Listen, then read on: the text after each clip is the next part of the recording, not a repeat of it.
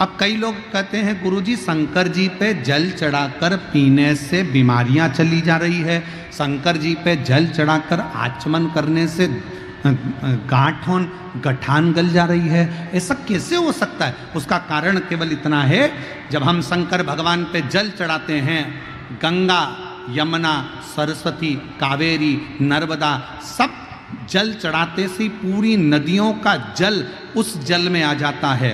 पार्वती जी का हस्त कमल, जया, विषहरा, शामली, दौतली सबका जल उसमें मिल जाता है। अशोक सुंदरी और गणेश कार्तिकेय का जल उसमें प्राप्त हो जाता है। और जब हम जल का पान करते हैं तो हमारा रोग धीरे धीरे समाप्त हो जाता है। उस जल की पवित्रता का एक पत्र है, देखिए क्या होगा।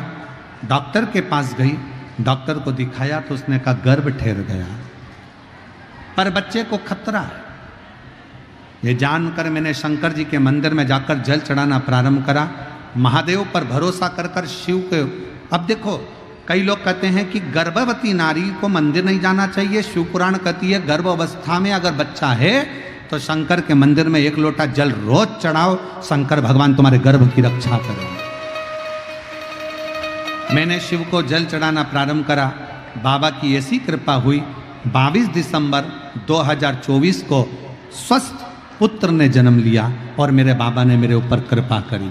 शिव कृपा का फल 2 बार मेरे देवादिदेव ने, महादेव ने नेत्र बंद करे। एक बार नेत्र बंद करा तो रुद्राक्ष प्रकट, 1 मुखी से लेकर 14 मुखी तक रुद्राक्ष का वर्णन शिव महापुराण में है। 1 मुखी से लेकर 21 मुखी तक रुद्राक्ष का वर्णन स्कंद पुराण में।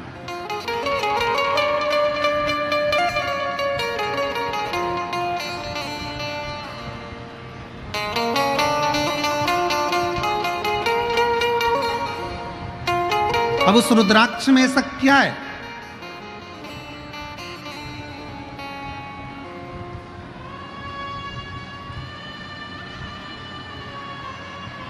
केवल जिस रुद्राक्ष को हम सीहोर से लेकर आते हैं, कुबरेश्वर बाबा के धाम से लेकर आते हैं, तांबे के कलश में उसको गलाते हैं और पानी को शंकर जी पे चढ़ाकर उसका आचमन करते हैं। जिसके शरीर पर रोग होता है, तकलीफ होती है, कमर में, घुटने में या शरीर में कहीं ना कहीं दर्द होता है तो वो गले में धारण करते हैं। स्त्री हो, पुरुष हो, बेटी हो, बेटा हो, सब रुद्राक्ष को धारण कर सकते हैं। सब। एक तुलसी और एक रुद्राक्ष कभी अपवित्र नहीं होते, कभी अपवित्र नहीं होते। कई लोग कह देते हैं रुद्राक्ष को शमशान में चले गया, अपवित्र हो गया। कई लोगों ने कह दिया रुद्राक्ष वहां चले गया, अपवित्र हो गया। तुलसी की माला अपवित्र हो गई, तुलसी अपवित्र हो गई। तुलसी और रुद्राक्ष कभी अपवित्र नहीं होते। तुलसी और रुद्राक्ष तो जो अपवित्र है उसको भी छू ले तो पवित्र कर देते हैं, उसको भी पवित्र कर देते।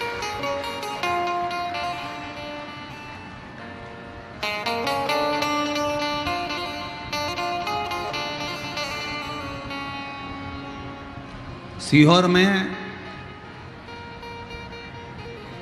जिस रुद्राक्ष को आप लोग लेकर आते हो, वहां से झोली पसार कर मांग कर कंकर शंकर की भूमि पर पहुंचकर रात्रि विश्राम कर कर सुबह बाबा से जल चढ़ाकर प्रार्थना कर कर रोग मुक्ति के लिए लोग, शरीर कष्ट से निवारण के लिए लोग रुद्राक्ष लेकर आते हैं। रुद्राक्ष कई लोग कहते हैं गुरुजी रुद्राक्ष तो नेपाल में भी बहुत है, काशी में भी बहुत है, सारी दुनिया में रुद्राक्ष है, पर सीहोर का रुद्राक्ष ही इतना बल क्यों रखता है, इतना प्रबल क्यों होता है? हम कहेंगे सीहोर का रुद्राक्ष आपको जो दिया जाता है उसको गंडकी रुद्राक्ष कहते हैं। जब बाबा धाम में वो पहुंचता है, कुबरेश्वर धाम में, उस रुद्राक्ष के एक मुखी से लेकर 21 मुखी तक जो मंत्र शिव महापुराण की कथा में, स्कंद पुराण में जो वर्णन किए जाते हैं, उन मंत्रों के द्वारा उन रुद्राक्षों को शिवरात्रि के समय पर जो रुद्राक्ष महोत्सव होता है उस समय पर उसको बाबा के उन मंत्रों को अभिजीत कराया जाता है, अभिमंत्रित किया जाता है। और फिर उन रुद्राक्ष को कहीं अभिमंत्रित करने की जरूरत नहीं पड़ती, सीधे आपने कुबेरेश्वर धाम से लेकर निकले और वहीं से आप उसका प्रयोग करना प्रारंभ कर सकते हो, वहीं से उसको धारण कर सकते, करना चाहिए।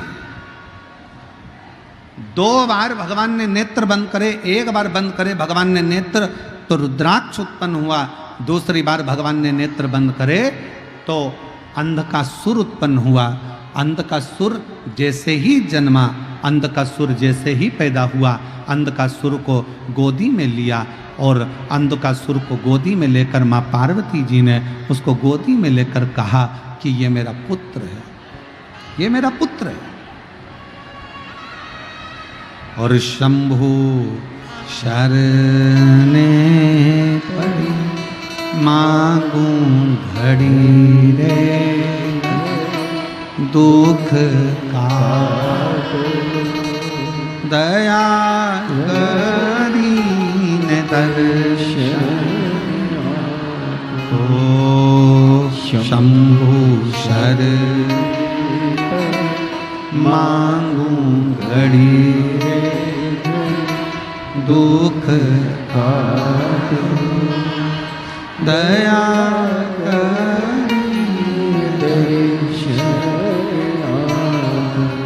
पार्वती जी गोदी में लेकर उसको एक पुत्र का भाव देने लगे।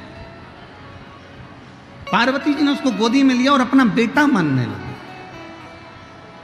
और शिव जी कह रहे हैं पार्वती सुनो, इस अंधकासुर को समुद्र में डाल दो, फेंक दो इसको समुद्र के अंदर। पार्वती जी बोली प्रभु आपके नेत्र बंद करने से रुद्राक्ष का पौधा उत्पन्न हुआ, रुद्राक्ष उत्पन्न हुआ, उसको तुमने अपने गले में धारण कर लिया। रुद्राक्ष का पौधा उत्पन्न हुआ, रुद्राक्ष उत्पन्न हुआ तो तुमने उसको अपने गले में धारण कर लिया। और नेत्र बंद करने से जो अंधकासुर उत्पन्न हुआ उसको समुद्र में फेंकने की बात कहते हो, समुद्र में डालने की बात कहते हो। ये कहां की रीति है? शिव जी कह रहे हैं पार्वती सुन,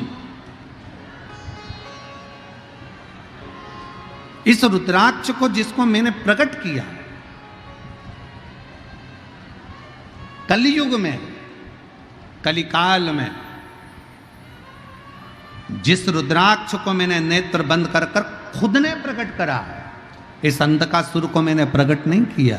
ये अंधकासुर तो तुमने आंखों पर हाथ रखा, नेत्र मेरे बंद करे, अपने हाथों से जब तुमने नेत्र बंद करे तब जाकर जो बालक प्रकटा वो अंधकासुर हुआ। इसको मैंने प्रकट नहीं करा है। जब किसी व्यक्ति के नेत्र दबाए जाते हैं तो उसमें से आंसू निकलना प्रारंभ हो जाते हैं। बहुत देर तक नेत्र को जब दबा कर रखोगे, बहुत तेज दबाओगे तो आंख में से आंसू निकलेगा। वो आंसू आंखों से रोया हुआ आंसू नहीं है, वो आंसू आंखों से खुशी का आंसू नहीं है, वो आंसू तो उसको कष्ट मिला तो निकला। भगवान शंकर कहते हैं मैंने रुद्राक्ष को स्वयं अपने अश्रु से, खुशी के अश्रु से, प्रेम के अश्रु से अपना पुत्र मानकर उसको प्रकट किया है जो जनमानस का कल्याण करेगा, जो पूरे जगत का, पूरे जनमानस का कल्याण करेगा, पूरे जगत का कल्याण करेगा। वासु पूरे जगत का कल्याण करने वाला है। वह रुद्राक्ष पूरे जगत का कल्याण करने वाला है। और ये अंधकासुर जो पैदा हुआ है, ये अंधकासुर जगत का कल्याण नहीं करेगा, जगत को कष्ट देगा। और केवल जगत को कष्ट नहीं देगा, अपने माँ बाप को भी कष्ट देगा।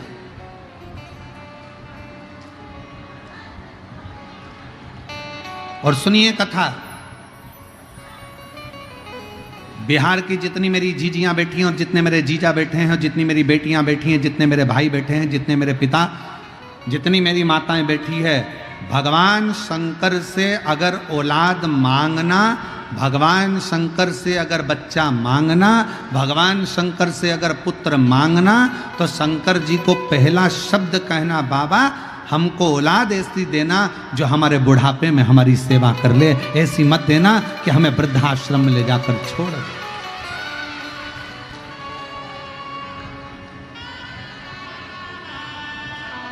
ऐसी औलाद नहीं चाहिए।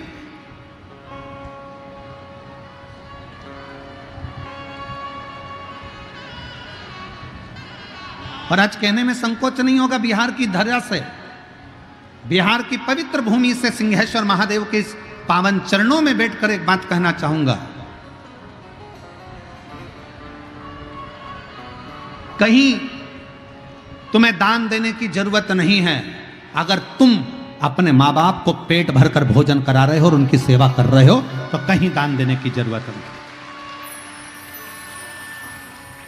कहीं दान देने की जरूरत नहीं। अगर आप अपने माँ बाप का पेट भर रहे हो, माँ बाप को अच्छे से रख रहे हो, अपने बुजुर्ग माँ बाप की सेवा कर रहे हो, उनको दवाई दिला रहे हो, उनकी बुढ़ापे में अगर आप सेवा कर रहे हो, तो समझ लेना तुम्हें कहीं दान देने की जरूरत नहीं है। तुम अपने माँ बाप के चरणों में सेवा में उस दान को लगाओ, अपने माता पिता के सेवा में लगाओ।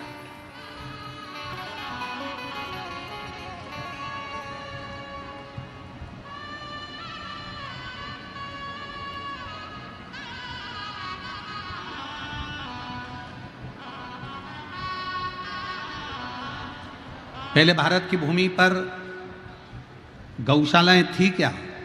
जम के बोलो। पहले भारत की भूमि पर गौशाला नहीं होती थी।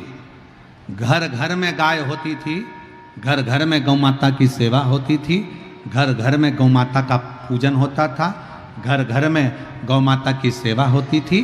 गौशाला की जरूरत नहीं पड़ती थी। गौशाला बनी, ये भारत की भूमि पर श्रेष्ठता नहीं है, वो तो दुनिया के लोगों ने इस गौ माता को ठुकरा दिया।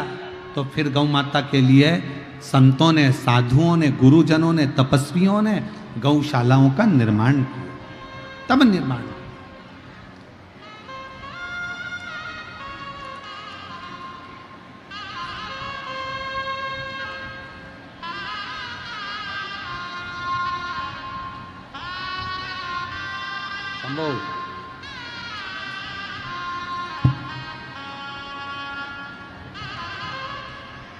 संभव एक बार जोरदार ताली बजाकर स्वागत करें। बहुत सालों के बाद संतान का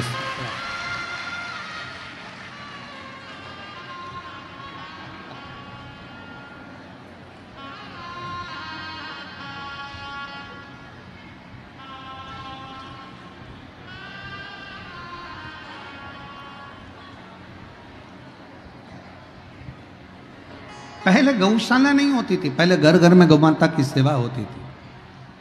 पहले घर घर में संत, साधु, घर के लोग अपने घरों में गौ माता रखते थे। अब धीरे धीरे लोगों ने गौ माता को रखना बंद कर दिया, तो गौशालाओं का निर्माण हो गया। और अब ये नया काम चालू हुआ वृद्धाश्रम का। पहले सत्य वचन आप सब बताओ, बुजुर्ग बुजुर्ग लोग बैठे हुए हैं इस कथा के मंडप में, बोलना ईमानदारी से, पहले के जमाने में वृद्धाश्रम होते थे क्या? घर में माँ बाप की सेवा सबसे बड़ी परमात्मा की सेवा मानी जाती थी, तो माँ बाप की सेवा में लोग लगे रहते थे। आज के जमाने में माता पिता का तिरस्कार कर कर उनको वृद्धाश्रम में भेज दिया जाता। श्रेष्ठ नहीं। आज आप अपने माँ बाप को वृद्धाश्रम में भेजो, कल तुम्हारी औलाद तुमको वृद्धाश्रम में भेजेगी। एक कथा आती है, एक पत्नी ने अपने पति से कहा, सुनो तुम्हारे पिताजी बहुत खांसते हैं, तुम्हारे पिताजी दिन भर खांसा करते हैं, बच्चों को पढ़ने में तकलीफ होती है। बेटे ने कहा क्या करना है? पिताजी को माली के कमरे में ठहरा दो। आगे माली का कमरा था, पीछे पिताजी के लिए माली का कमरा साफ करवा दिया, चौकीदार का कमरा साफ कराकर उसमें पिताजी को रख दिया। पिताजी से कहा, पिताजी तुम माना मती, तुम्हारी बहू तुम्हारे लिए भोजन लेकर आएगी, तुम्हारी बहू तुम्हारे लिए चाय लेकर आएगी, ये घंटी है, इस घंटी को बजा देना, तुम्हारी बहू तुम्हारे लिए खाना लेकर आ जाएगी। ठीक है बेटा, ठीक है। पिताजी ने घंटी बजाई, बहू चाय लेकर आई, पिताजी ने घंटी बजाई, बहू भोजन लेकर आई। एक बार चलते चलते समय निकल गया और 20-22 दिन बाद पिताजी ने घंटी बजाई पर बहू नहीं आई। खूब बजाई, नहीं। बेटे ने कहा था तुम अंदर कमरे में मत आना, घंटी बजाना। घंटी बजाते बजाते पिता प्यासा चक्कर खाकर जमीन पर गिर गया। शाम को ऑफिस से बेटा आया, उसने अपनी पत्नी से कहा, क्यों पिताजी को चाय भोजन पानी दिया, क्यों उन्होंने घंटी नहीं बजाई, उनके पास रखा होगा। उन्होंने घंटी नहीं बजाई, उनके पास रखा होगा। बेटा दौड़कर बाप के कमरे में गया तो बाप तो जमीन पर पड़ा था। पानी का छींटा दिया, पापा उठो। पिताजी उठे। क्या बात है पापा, आपने घंटी नहीं बजाई? पिताजी बोले, घंटी तो खूब बजाई, पर मुझे लगता है कि घंटी के तार को उंदरा ने, चूहे ने कतर दिया, घंटी बजती नहीं है। पिताजी को बेटा पानी पिलाता और पिताजी के प्राण छूट गए। अंतिम संस्कार किया गया। 13वें के दिन, 10वें के दिन घर की सफाई होने लगी। घर में 2 बेटे थे। एक बच्चे ने घंटी को अपनी जेब में रख लिया, दूसरे बच्चे ने घंटी के तार को अपनी जेब में रख लिया। माँ ने झाड़ू लगाते लगाते पूछा, ये क्या कर रहे हो? बच्चे कहते हैं, मम्मी जैसे आपने दादाजी के लिए घंटी लगाई थी वैसे ही हम आपकी घंटी लगाएंगे, इसलिए तैयारी कर कर अभी रख रहे हैं। ये तैयारी कर कर हम रख रहे हैं। जो तुमने किया वो करेगा। भारत की भूमि पर यह वृद्धाश्रम ठीक नहीं है। अपने माँ बाप की सेवा करो। फिर निवेदन है, कहीं दान देने की जरूरत नहीं है। अगर तुम अपने माँ बाप को पेट भर कर भोजन करा रहे हो, उनकी दवाई करा रहे हो, उनकी सेवा कर रहे हो, तो कहीं दान करने की जरूरत नहीं है। तुम अपने माँ बाप की सेवा में लगा दो उसको, अपने माता पिता की सेवा, उनकी चाकरी में कुछ अच्छा कर लो अपनी जिंदगी में कुछ। और मत बुरे कर्म कर बंदे, वरना पछताएगा। भगवान की आंखों से तू बच नहीं पाएगा, तू बच नहीं पाएगा।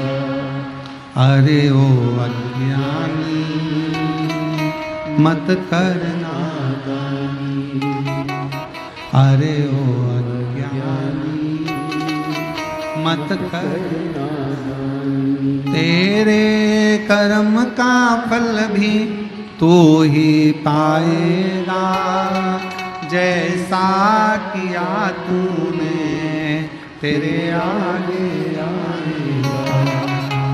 मत बुरे कर्म कर बंदे, वरना पछताएगा। भगवान की आंखों से तू बच नहीं पाएगा, तू बच नहीं पाएगा। अरे ओ अज्ञानी मत करना। शिव जी कह रहे हैं, पार्वती ऐसा पुत्र नहीं चाहिए जो संसार को कष्ट दे, ऐसा पुत्र नहीं चाहिए जो माँ बाप को कष्ट दे। भगवान से अगर संतान मांगना, भगवान से अगर औलाद मांगना तो कहकर मांगना, भगवान ऐसी संतान देना जो हमारे बुढ़ापे में हमारी सेवा करे और संसार में आकर कुछ अच्छा कर्म कर कर अपने जीवन को आनंदित करे, श्रेष्ठ कर्म।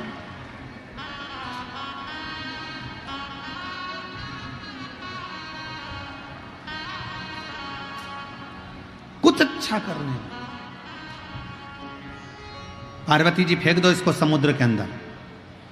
पार्वती जी ने गले से लगा लिया, मैं इसको नहीं फेंक सकती, मेरा बेटा है, फेंको पार्वती समुद्र में इसको। पार्वती जी ने उठाकर समुद्र में शंकर जी के कहने पर फेंक दिया। समुद्र में बैठा था हिरण्याक्ष, उस अंधकासुर को हिरण्याक्ष ने उठा लिया, पालन पोषण करने लगा। अंधकासुर जब बड़ा हुआ तो उसने हिरण्याक्ष से पूछा कि मेरे माता पिता कौन है। हिरण्याक्ष ने कहा तुम्हारा माँ बाप कोई भी नहीं है, केवल मैं तुम्हारा पिता हूं। समय आया, श्रीमद् भागवत में वर्णन आता है, हिरण्याक्ष ने पृथ्वी को जल में डुबो दिया था। भगवान ने वराह रूप धारण कर कर पृथ्वी को जल में से निकाला था और हिरण्याक्ष का वध करा था। हिरण्याक्ष मर गए। अंधकासुर को लगा मेरे पिता का वध किसने किया है? देवताओं ने। अंधकासुर ने देवताओं से द्वेष करना प्रारंभ कर दिया। त्राही माम, चारों तरफ त्राही त्राही त्राही करने लगा। जो यज्ञ करता अंधकासुर उस यज्ञ को समाप्त कर देता। जहां अनुष्ठान होता अंधकासुर उस अनुष्ठान को बंद करवा देता।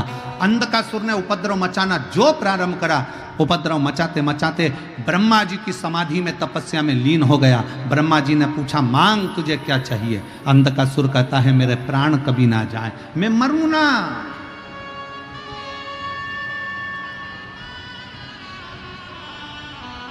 और ये आज की रीत नहीं है, पुराने समय से रीत चली आ रही। कोई मरना ही नहीं चाहता।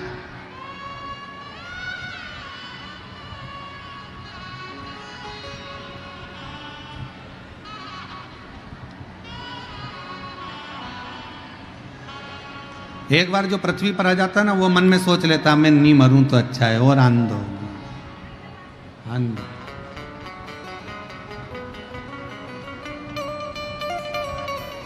शिव महापुराण की कथा कहती है पैसे से ज्यादा प्रेम को जोड़ने का प्रयास करना। पैसे जोड़ के रखते हैं और गवर्नमेंट कभी भी बदल देती है नोट चेंज, पर प्रेम जोड़कर रखोगे तो वो कभी नहीं बदलेगा, वो अंतिम समय तक काम आएगा, उसमें बदलाव नहीं आएगा। प्रेम जोड़िए, प्रेम। और बड़े बड़े नोट की तरह नहीं, चिल्लर की तरह जिंदगी जियो। बड़ा नोट कभी भी बदल सकता है, पर चिल्लर कभी नहीं बदलती। बड़ा नोट जेब में किसी किसी के होता है, पर चिल्लर सब्जी वाले से लेकर कबाड़े वाले तक, कबाड़े वाले से लेकर सोने चांदी वाले तक, सोने चांदी वाले से लेके हीरे पन्ने वाले तक के पास में चिल्लर होती है। अपनी वैल्यू ऐसी बनाओ चिल्लर जैसी, जो तुम्हारे बिना किसी का काम ना चले और तुम्हें पहले आगे लिया जाए। बड़े नोट की तरह नहीं।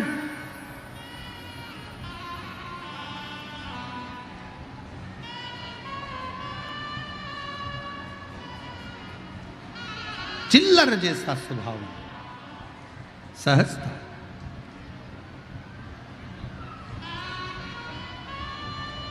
अंधकासुर ने तब किया, ब्रह्मा जी से वर मांग रहे हैं, मैं मरूं ना, मरना तो पड़ेगा। कितना ही प्रयास करो, कितनी भी बादाम खा लो तो भी मरोगे, एसी के कमरे में सो लो तो भी मरोगे, डनलप के गद्दे पे सोओगे तो भी मरोगे।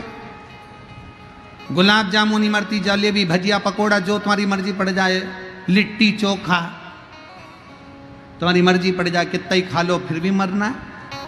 आलू के पराठे खा लो, चाहे गोभी के पराठे खा लो तो भी मरना है। कितना भी ब्यूटी पार्लर में सज लो तो भी मरना है। कितना भी अच्छा घूम लो तो भी मरना है।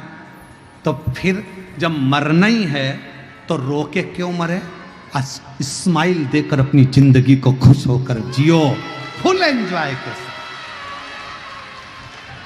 जरा सा किसी ने कुछ कहा और रोने बैठ गए, तुम्हारे भाई ने ऐसा कह दिया, तुम्हारी मम्मी ने ऐसा कह दिया, तुम्हारे पापा ने ऐसा कह दिया, तुम्हारे काका ने ऐसा कह दिया। नहीं नहीं, आग लगे बस्ती में, अपन रहो मस्ती में, क्या किसको रोइए, चादर तान के सोइए। कहा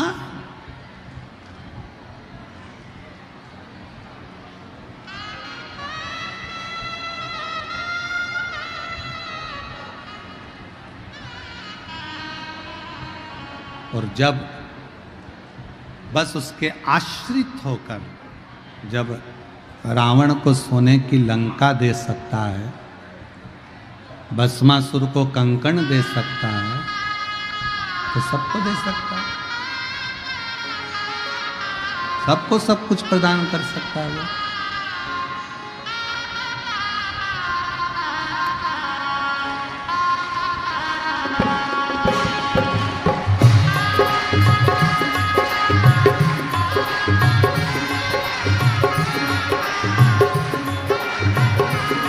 बड़े भाव से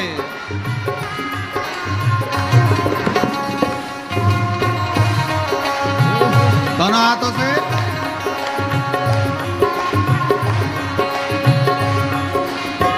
रावण को बाबा तूने लंका दिया है, रावण को बाबा तूने लंका दिया है। गले में नाग भयंकर बमा बम भोले शंकर, गले में नाग भयंकर विपदा हमारी हर लो त्रिपुरारी बोले बाबा, विपदा हमारी हर लो त्रिपुरारी बोले बाबा।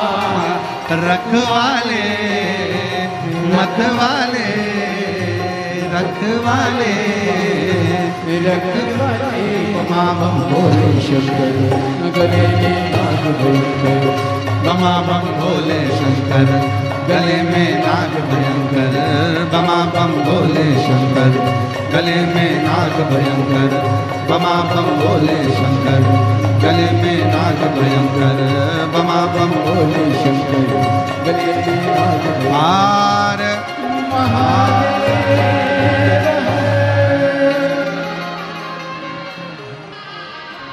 अपने स्थान पर बैठकर, जहाँ जगह मिले वहाँ बैठकर बाबा को अपने मन का भाव कहिए, दिल से प्रार्थना करिए।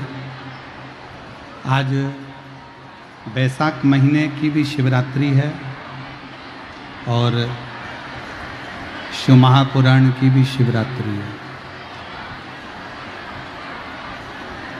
अद्भुत संजोग है, सिंहेश्वर बाबा की ये पवित्र धरा, पवित्र भूमि, जहाँ बाबा से प्रार्थना करने का सौभाग्य मिला है। आपको जहाँ जगह मिले वहाँ बैठकर बाबा को दिल से प्रार्थना करना, निवेदन करना। इस प्रार्थना को करने के लिए लोग कथा के पंडाल में आते हैं, और जो लोग ऊपर ऊपर बैठे हैं, गाड़ियों के ऊपर चढ़कर या दीवालों पर चढ़कर, खंभों पर चढ़कर बैठे हैं, उनसे निवेदन है प्रार्थना करते समय अपना ध्यान रखना, नहीं तो तुम नीचे टपक जाओ। इसका विशेष ध्यान रखना कि तुम गिर ना जाओ। और दिल से बाबा को, अपने हृदय से बाबा को विनय करें, निवेदन करें, प्रार्थना करें।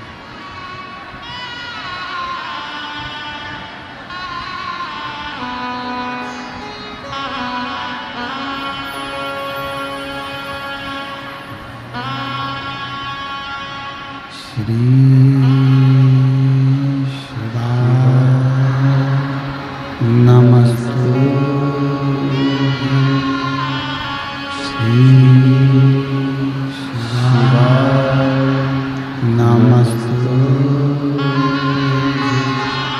श्री शिवाय नमस्ते, श्री शिवाय नमस्ते, श्री शिवाय नमस्ते, श्री शिवाय नमस्ते, श्री शिवाय नमस्ते। भोला सब दुख काटो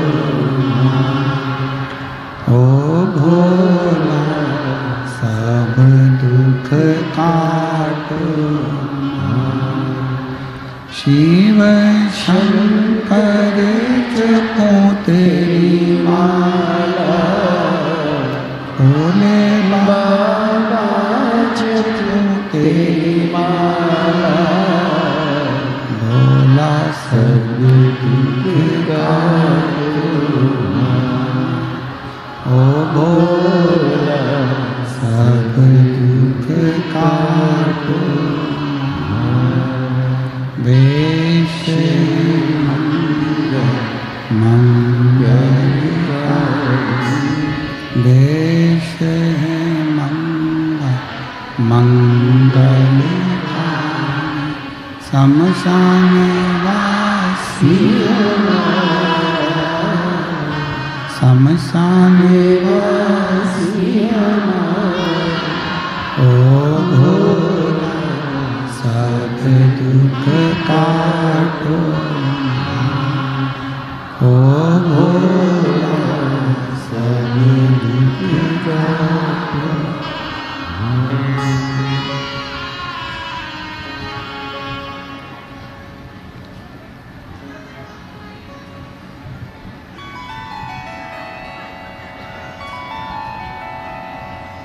बाबा दैवाधिदेव महादेव,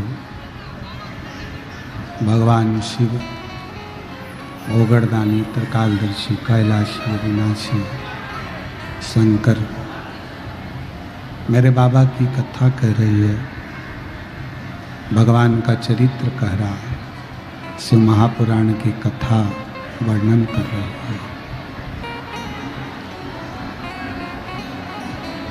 अंधकासुर ने ब्रह्मा जी से वर मांगना चाहा कि मेरे प्राण छूटे, पर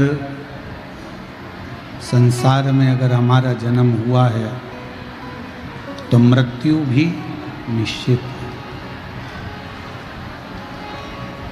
ब्रह्मा जी ने कहा कि कोई और वर मांग लो, ये वर श्रेष्ठ नहीं।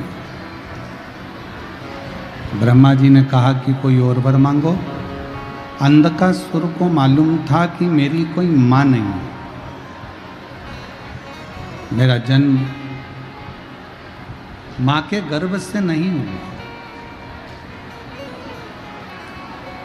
तो अंधकासुर ने वर मांगा कि अगर वर देना चाहते हो तो ये दो, जिस दिन मैं अपनी मां को गलत दृष्टि से देखूं उस दिन मेरे प्राण छूटे।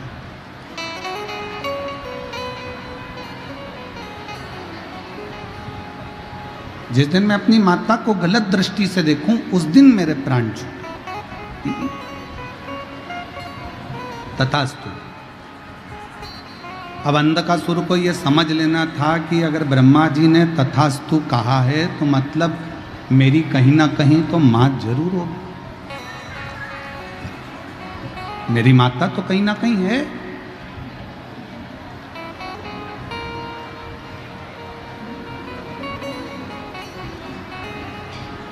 अंधकासुर वापिस आ गए।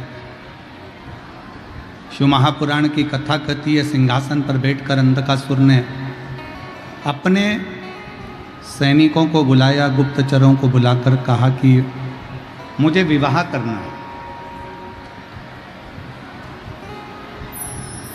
और मेरी शादी करने के लिए कोई अच्छी सुंदर कन्या को देख कर लो। एक गुप्तचर ने कहा जो बड़ी सुंदर कन्या थी, बड़ी अच्छी थी, हिमालय राज की बेटी पार्वती, उसको तो शंकर ले गए, उसका विवाह तो शिव जी से हो गया। अंधकासुर हंसकर बोला तो क्या हुआ, उस पार्वती को मैं अपना बनाऊंगा। अब इसको यह नहीं मालूम कि जब तेरा जन्म हुआ तो पार्वती जी ने गोदी में लेकर तुझे पुत्र कहा था, पुत्र का वात्सल्य दिया था।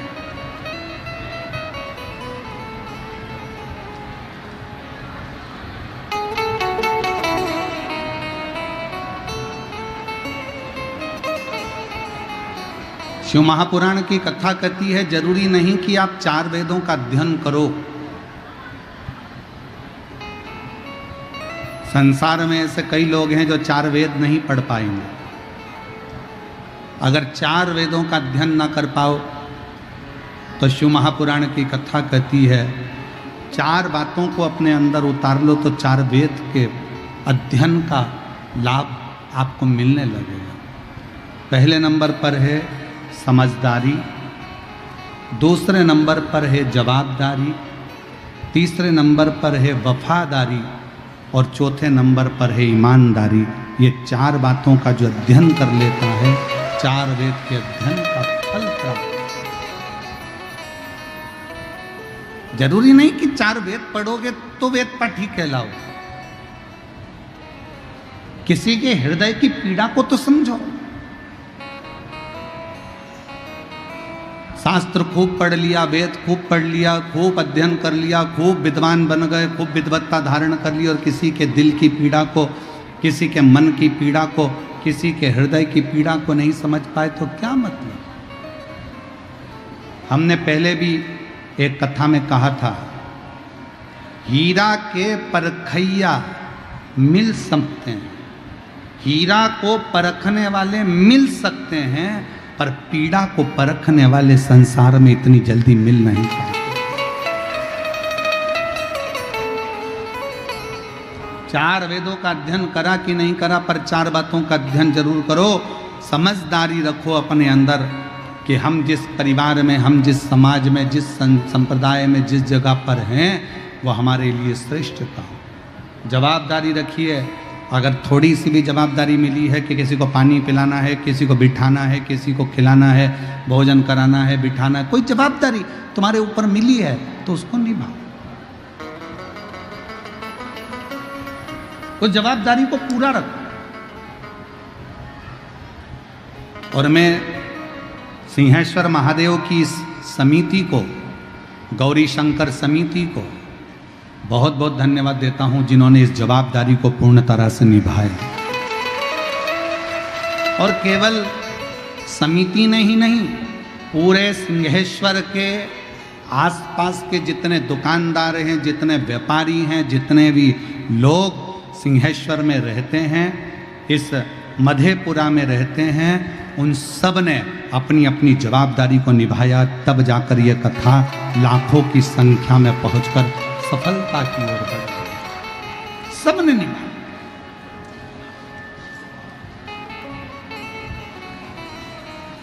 एक एक व्यक्ति ने इस कथा में अपनी जान झोंकी, अपना दिल लगाया। 4 चीजों का स्मरण रहे, समझदारी, जवाबदारी, वफादारी और चौथे नंबर पर है ईमानदारी। इन 4 चीजों को जिसने अपने जीवन में उतार लिया, समझ लो 4 वेद तुमने पढ़ लिए और अपने जीवन को सार्थक किया। सार्थक।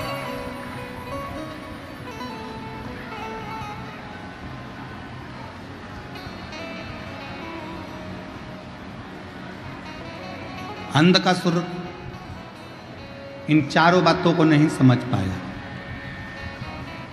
और अंधकासुर अपने दूतों से कहता है कि जो सबसे सुंदर, तो सबसे सुंदर जो नारी है वो पार्वती जी को तो शिव जी ले गए, उसको मैं अपना बनाऊंगा। अंधकासुर चले,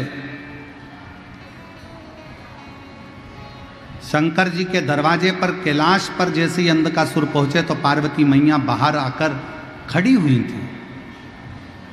और जो पार्वती जी ने अंधकासुर को देखा तो उनको देखते ही समझ गई कि ये तो मेरे शंकर का पुत्र है, ये मेरा बेटा है, ये मेरा पुत्र है।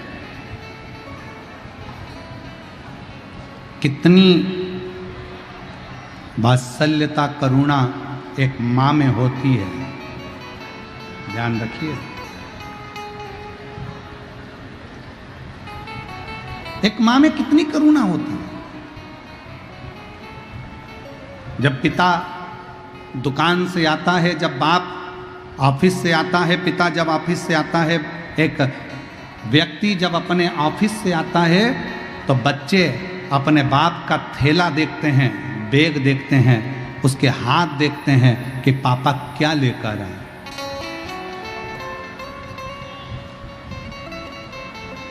एक पत्नी जब पति आता है तो उसका मुख देखती है, उसका चेहरा देखती है, और एक माँ जब बेटा घर आता है तो ना हाथ देखती है ना चेहरा देखती है, माँ उसका पेट देखती है, इसने कुछ खाया कि नहीं खाया, इसने कुछ खाया कि ना। इसीलिए तो उसको अन्नपूर्णा कहा जाता है। काशी में बैठी है अन्नपूर्णा महारानी, शंकर भगवान स्वयं, शिव स्वयं कहते हैं पार्वती से, पार्वती तुम्हारा एक नाम अन्नपूर्णा है, तुम्हारा एक नाम अन्नपूर्णा। तुम जगत का पालन करने वाली, जगत का पोषण करने वाली, जगत का पालन पोषण करने वाली तुम हो। पार्वती जी कहती हैं मैं भले अन्नपूर्णा हूं पर पेट भरने वाले तो आप ही हो।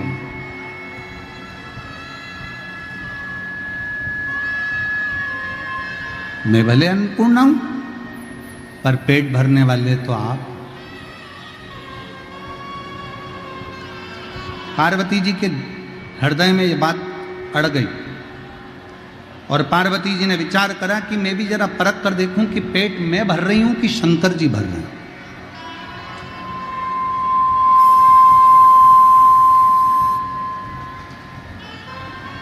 पेट भर कौन रहा है? पेट मैं भर रही हूं कि शिव जी भर रहे हैं? पार्वती जी, लक्ष्मी जी और ब्रह्माणी तीनों एक जगह पर इकट्ठी हुई, एकत्रित तीनों। आज लक्ष्मी जी ने, सरस्वती जी ने, ब्रह्माणी जी ने और पार्वती जी ने एक डिब्बी में एक चींटी को उठाकर डिब्बी में बंद कर दिया। एक चींटी को डिब्बी में बंद करा और भोजन करने के लिए बैठ गए। ब्रह्मा जी को ब्रह्माणी ने भोजन कराया, ब्रह्मा जी ने पेट भरकर भोजन किया। नारायण भगवान भोजन करे और लक्ष्मी जी ने भोजन कराया तो नारायण ने भोजन किया। इतने में लक्ष्मी जी ने नारायण से कहा, प्रभु मैंने सुना है कि सबका पेट भरकर आप भोजन करते हो, पर आज तो कुछ भूल रहे हो आप। भगवान विष्णु कहने लगे, नहीं मैं कुछ भी नहीं भूल रहा, मैं तो सबका पेट भरकर ही भोजन कर रहा हूं। और पेट भरने की जवाबदारी तो मैंने शंकर भगवान को दी है। ब्रह्मलोक में जितने हैं उनका पेट ब्रह्मा जी भरेंगे, वैकुंठ लोक में जितने हैं उनका पेट भगवान नारायण भरेंगे, पर पृथ्वी पर, मृत्यु लोक में अगर पृथ्वी पर कोई जन्म होता है तो उसका पेट भरने की जवाबदारी तो देवादिदेव महादेव की है।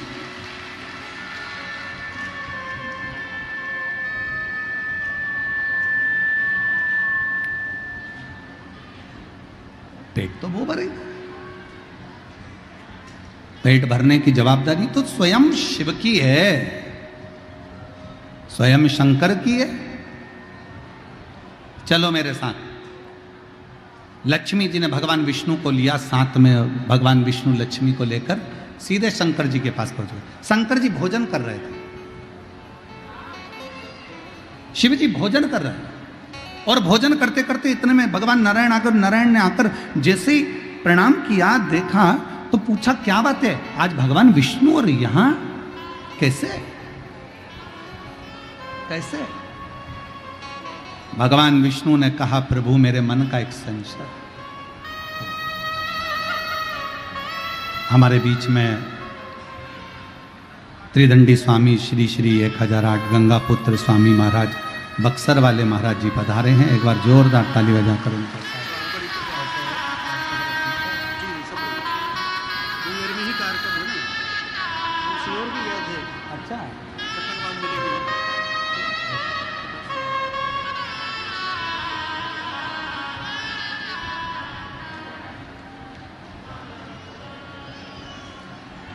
बड़े सरल, बड़े सहज श्री श्री 1008 गंगा पुत्र स्वामी श्री महाराज त्रिदंडी स्वामी बक्सर वाले महाराज जी, जिनका आत्मीय प्रेम व्यासपीठ पर सदा बना रहता है।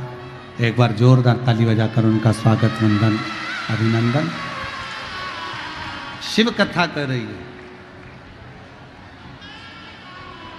भगवान शंकर का संवाद कर रहे हैं, शिव महापुराण की कथा कर रहे हैं।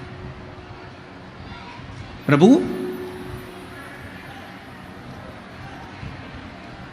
आपने भोजन कर लिया? भगवान विष्णु ने भगवान शंकर जी से कहा, आपने भोजन कर लिया? भोजन? हाँ।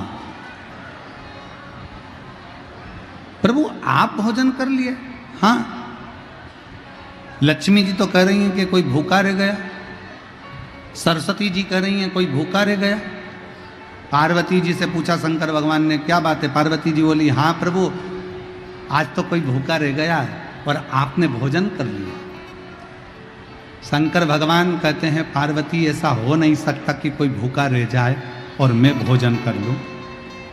मैं पृथ्वी का देव, अधिदेव, महादेव हूं। मुझे लोग विश्वनाथ कहते हैं, सबका पालन करने वाला। मेरे होते हुए दुनिया में कोई अनाथ नहीं हो सकता, इसलिए मेरा नाम विश्वनाथ। विश्वनाथ प्रभु।